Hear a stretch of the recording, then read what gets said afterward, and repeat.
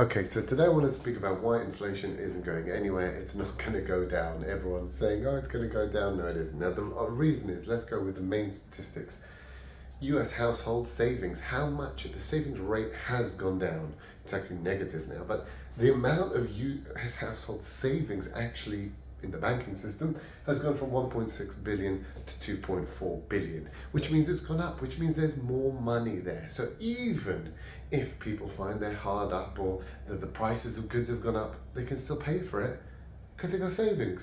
And so when you gave them $30,000 per family of stimmy checks for 2 years, this is what happens. You increase the savings rate, so there's money there. Number two, RRP, which is a reverse repo rate, zero in 2019 because there wasn't any. It was only created in 2020, and now it's 2.2 trillion. I want to show you how much that is. 2.2 trillion. This is where the Fed essentially printed money. They printed 80% of all dollars in circulation. They printed more money, more dollars than there ever was in its 400-year history. There's so many ways I can say this, it's ridiculous, but basically they printed a ridiculous amount of dollars, gave it to the banks don't know what to do with it, they've now given it back to the Fed, 2.2 trillion, stash it at the Fed, and the Fed pays them 5% to leave it there. Anyway, so it's currently with the Fed. Now, anytime there's an opportunity to use that money, anytime people need that money, people are retiring, people want the money back, it's there.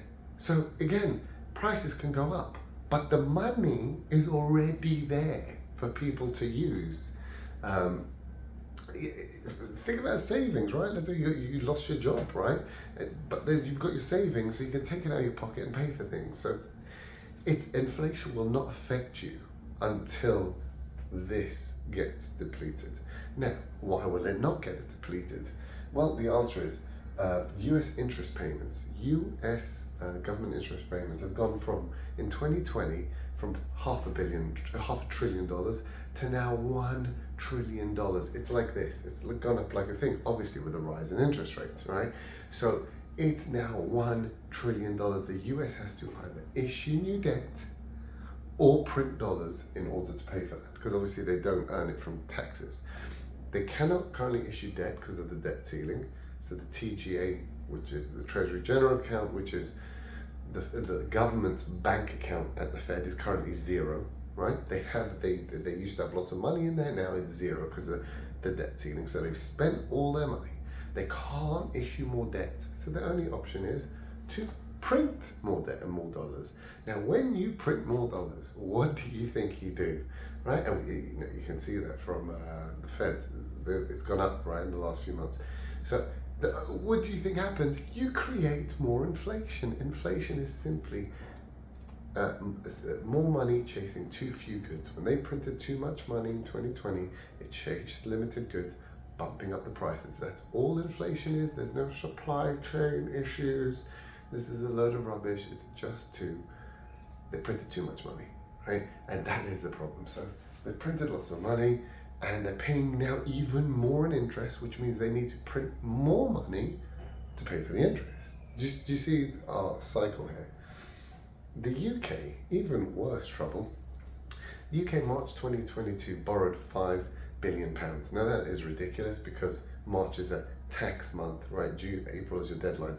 So you get a lot of tax in March. And they still had to borrow £5 billion.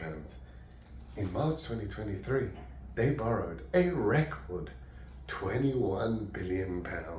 And that is to do because they have to subsidize all the electricity in the UK because of their dumb sanctions on Russia, right? Russia's sitting very pretty and fine with $80 a barrel. But the UK and the consumers don't see it as well. They're like, oh, seems like okay, it's stabilized, not so bad. What they don't realize is the government has had to borrow £21 billion to cover it. Now, when you do that, you have again two options: issue more debt. They can't do that because the Bank of England is basically, no one wants to buy their debt, and they can't do QT, which is buying the government debt. So no one wants to buy your debt, and the central bank can't buy your debt. So they're screwed. And the other is print more pounds, and that's what they've obviously done, right? There's no other way around it. they've printed more, inflation keeps going up, and we can see that with in Israel, the building index, which is building materials index, was going down 2022, and 2023, January, February, March, it's back up. And everyone's like, but there's no supply chain issues anymore. You can get whatever you want. You know, these container cargo ships are empty. Well, what's the problem? Well, it's printing too many dollars, and that's what's done it. So we have too much money, and then we have an issue of incapability of stopping borrowing and stopping to print money. So it's a cycle of too much dollars and still printing too many dollars. So when you have those two, inflation can go up. That's basically Argentina.